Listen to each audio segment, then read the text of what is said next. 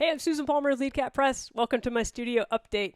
This is episode 45, so that means that you already know that you can either watch the whole video or you can go down to the description box and just click on the link to the part of the video that addresses your need.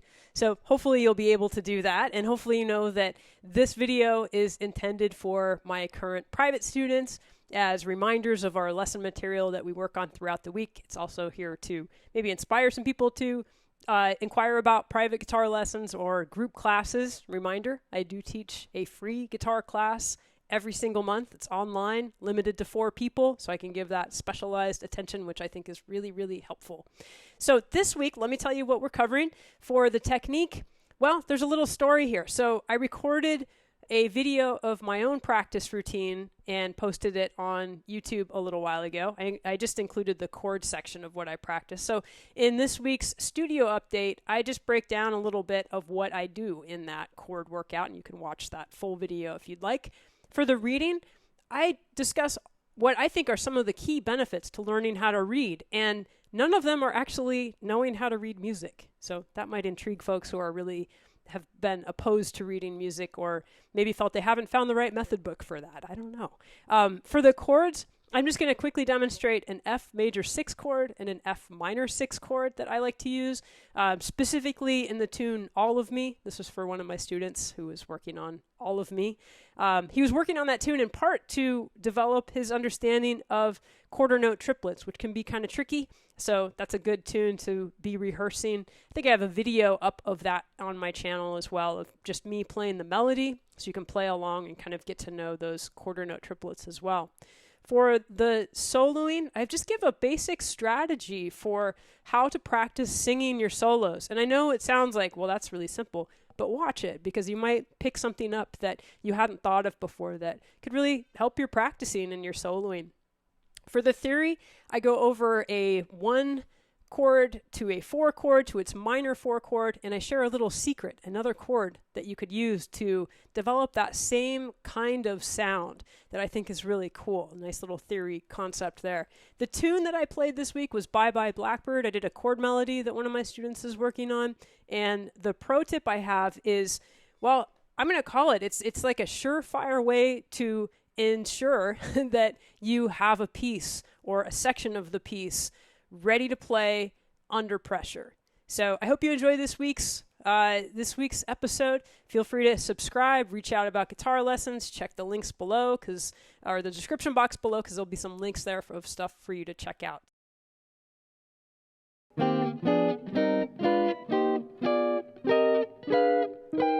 Cool, I can do that without looking.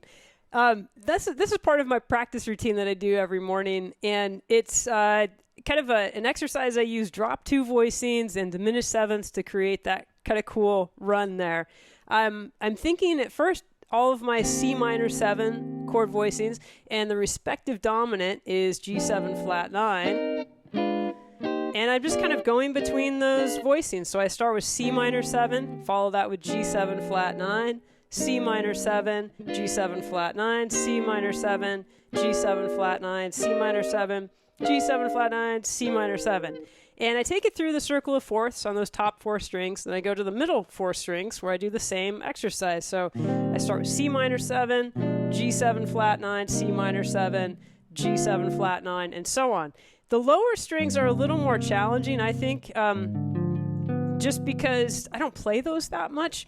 And they tend to sound pretty muddy. So in the video, that's why I'm arpeggiating those. I also think it's a good opportunity to kind of work on some finger style or hybrid picking techniques there. So you can change up the picking, and I think that makes it more interesting. This is an exercise that I've seen Cheryl Bailey do as a warm-up, who is one of my guitar heroes. I know Wes Montgomery practiced things like this, and this is also kind of a Barry Harris concept, although I really don't think of it in the same way that he does. It's very complicated to me, the way that he thinks about it, and I like to kind of simplify things. So you can check out my video where I recorded my morning practice of my chord exercise. I'll put the link up there, and I hope that that's interesting and fun for you to try. One of the things that I think I'm really good at is teaching people how to read music. And I got really good at that when I was at Seattle University, where I taught for 12 years. I'd get these guitar students and they were enrolled in the music program there, and a lot of them didn't know how to read music, and that was a skill they had to have in order to be able to absorb the information that they were receiving in all their other courses and just get through the music program. I mean, it kind of makes sense that if you're in a music program, you need to know how to read music, right? So I had to develop a really accelerated and comprehensive method for teaching people how to read. So I got a lot of practice at it. And one of the things that I realized in that process was that learning how to read music is a really neat skill, and it's very important for music students to know that. But there's so many other things that come from learning how to read. And every now and then I get a private student who wants to study with me, and they're like, I understand that you like all your students to know how to read, but I really don't want to do that. And I give them this little speech that I thought I'd share with you, kind of along the lines of, all the things that you learn when you're learning to read music. So the first thing I think people learn is how to play the note that they intend. So if you're looking at a note on the staff, then you know that that's the note that you have to play. So there's no guessing on that. You can't fumble and say, well, I meant to do that and recuperate. You have to hit the note that you intend. So that's one thing that it really helps you with. The other is tone, because when you're playing that note that you're working really hard to reproduce on your guitar, you have to think about tone. You want that note to be really clear. So you're thinking about your hand position, your technique, how it plays with all of the other notes that are on the page. So you're thinking of those tonal qualities. The other thing is, just in terms of technique, is you learn things like string skipping and, moving around the fretboard. And those are things that no matter what you're playing or improvising, you need to know how to do. So reading music helps with that as well. In terms of the rhythm, reading rhythms I think is really helpful, but what that does is it exposes you to a rhythmic vocabulary that's come before you. And maybe it's things that you've heard, but when you can dissect what's going on the page and compare that to what you're hearing in your head and, music that it really provides a lot of depth to your understanding of music. It also helps a lot of students who get kind of stuck in a rut in terms of they're writing a lot of chord strumming songs, and a lot of those songs tend to sound the same because the rhythms are the same. Well, learning how to read rhythms will help you not only read rhythms from other people, from books, but also you can create your own rhythms. You could notate them and share them with your bandmates if they are also skilled in reading music. And if not, well, you can always record them and have them use their ears too. But at least you'll know. And I think that, that's another layer of understanding that's really helpful for all musicians and guitar players to know. I think also with, speaking of rhythm, playing rhythms and the exercises that I ask people to do really helps with their alternate picking approaches, their strumming approaches, so that you maintain good time no matter what strum pattern you're doing. And if you're learning how to read music using the Guitar Lesson Companion Volume 1, then you're also getting to know the whole fretboard. So you're getting to know those note names, which I know for a lot of guitar players, that's one of their goals. So reading music helps with that. Reading music also helps you get familiar with playing different melodies. It's one thing to hear a melody and be able to play that. Very good skill, as you've heard me cover in other episodes. But reading music is another way to help, kind of in slow motion, help you develop your ear. In this book, my Guitar Lesson Companion Volume 1, I incorporate so many chord tones in those reading studies to also be training your fingers to grab those specific notes and to be able to hear them with the backing tracks, which are the chords. So all of these reasons are why I strongly encourage people to learn how to read music using my method book or another method book. But it's imperative for music students to do this if they're enrolled in a college music program or they want to be at some point in their lives. But I honestly think that the least important skill that guitar players get from learning how to read music is actually learning how to read. I think the real secret sauce is in all these other elements that are covered by learning how to read music.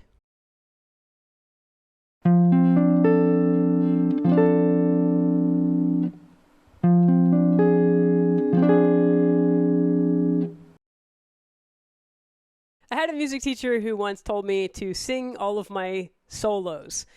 Before I would play, them on my instrument. She wanted me to play the chords and sing a solo, maybe have a tape recorder going, record that solo, and then try to learn any of the parts that I thought were interesting from that. And the idea is that your musical imagination knows what's going to sound good over a chord, and your voice is the fastest way or the most efficient way to kind of get that out. And then you can find that on your instrument. That's the whole premise with it. And it's a great premise, except if you're like me, you have a really hard time doing that. And what I stumbled upon was the idea that you don't have to play those chords in time. I know it's a really simple concept, but it kind of changed everything for me. So instead of trying to play through a whole chorus and sing a solo that I couldn't even match the pitches to my guitar very well, which I'm sure a lot of you can understand, I just got to hang out, just on one chord at a time and really sing until I was able to kind of get to know that chord and get in tune with my musical imagination, because that's really what it's all about. So this week I had a student who was working on Stella by Starlight, and the first chord is E minor 7 flat 5. And it's really tricky to try to find a line over that and then, have it go through that whole chord progression. It takes a while to learn how to do that. So I was like, well, let's just hang on that one chord and maybe start just by matching your voice to these pitches. And I'm going to do this because I want to show you that I've got skin in the game here, and this is hard. We're going to match some of those pitches and then kind of play around with them.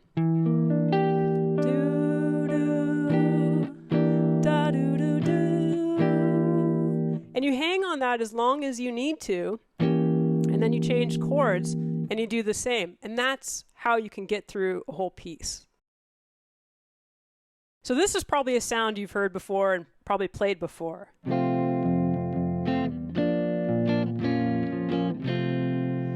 I'm starting in the key of F. I play an F chord, my 1 chord. I go to B flat, which is my 4 chord. B flat minor, so my minor 4. And back to 1. And it's such a satisfying chord sequence. I just love that. It's really cool. But we can flip this around. We can think about this in a different way. And this is where music theory, to me, gets really, really cool. So if we think about the relative minor in the key of B flat, that would be the G minor, right? So the way that I usually help students identify this is if you put your pinky on the parent scale. I use that a little alliteration. So that would be B flat. Then your first finger will fall on the respective relative minor there. So that's G minor. So B flat and G minor, they share some notes. We'll just say that. So what if we replace that B flat major chord for a G minor chord? So that would sound like, instead of this, we could play F major, and then I like this G minor. Sounds pretty cool. Now the difference between B flat major and B flat minor is the third, which in the key of B flat is that note D going to D flat. So D is the major third, D flat is the minor third, and that's what makes that chord sequence so cool. It's that one note that changes. In the G minor, and I'm playing a G minor 7 to be super specific, in the G minor version of this, the note D, I've got it on my A string, so I'm going to lower that a half step. And there's that same really cool sound, and then resolve to F again. So instead of F major, B flat major, B flat minor to F, I could have F major, and then what if I did G minor 7, G minor 7 flat 5, and then I'm going to keep the same sequence of with my voicing here. Here's an F major 7. So that one more time.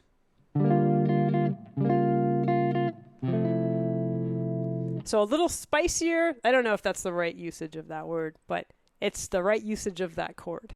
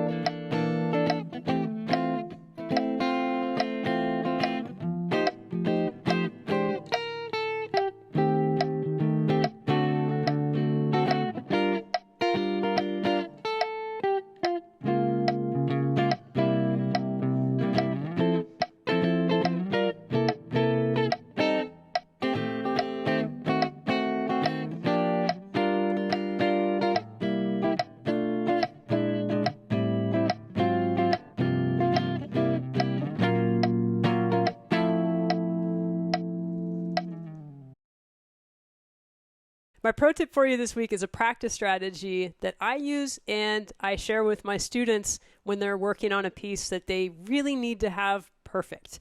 And what I've done here is I folded a 3x5 card into fourths, and I've numbered these little boxes 1, 2, 3, 4.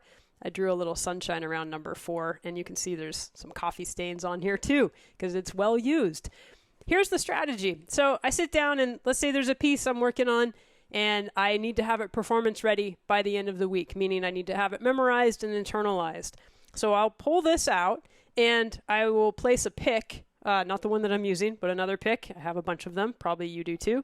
I'll put a pick on number 1, on box number 1, and I'll go ahead and play through the piece. If I make it through without any mistakes, then I'll move to box number 2. I just move that pick right over. If I do make a mistake, then I stay on box number 1. So let's say I played it perfectly, I'm on to box 2, and then I play it perfectly again. I bet you can guess where my pick will end up on box number 3. So in box number 3, if I make an error, I've got to go back to 2, and if I get it right, I'm going to 4, and when I hit the pick on 4, I'm done. But here's the thing, when you get to the third box, or at least when I get to the third box, like I start to think about what I'm going to do after I'm done practicing, and so it distracts me. I lose my concentration a little bit, and I also feel some pressure because if I get it wrong, I have to go back and then do it twice again. So it's a great technique for helping you build endurance with practicing because you're going to make some mistakes and you have to just keep trying again and keep trying to get your focus together.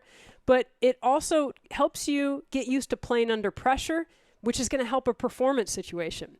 So if I'm working on a tune that I need to have down by the end of the week, I will use that practice card 3 or 4 times throughout the day for a number of days before the performance. It's a way that I found to be really, really effective at helping me get a piece down. It's not super fun to do it, but it is once you get the hang of it and once you start really internalizing the piece.